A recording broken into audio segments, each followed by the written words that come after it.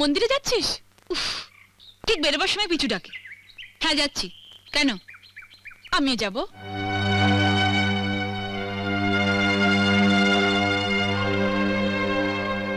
এইভাবে যাবে? এই পোশাকে? লোকে ভাববে চৌধুরী বাড়ির বউ আর ঝি যাচ্ছে। মানে আমার এই শাড়িটার দাম 2000 টাকা, আর তুমি এরকম একটা সস্তার শাড়ি পরে মন্দিরে যাবে, তাও আবার আমার সাথে? তোমার মান সম্মান না থাকতে পারে, কিন্তু আমার আছে।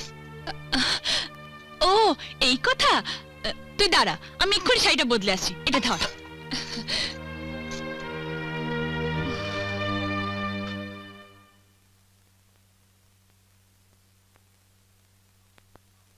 টিয়া আমি রেডি, ঠিক আছে? এ কি, এটা তো আমার শাড়ি। তুমি পরেছো, তোমার লজ্জা করছে না? খোলো। দামি শাড়ি পরার যখন অতই শখ, নিজের বরকে বলো না কিনে দিতে। সে মুহূর্ত নেই। ভিখারি কোথাকার।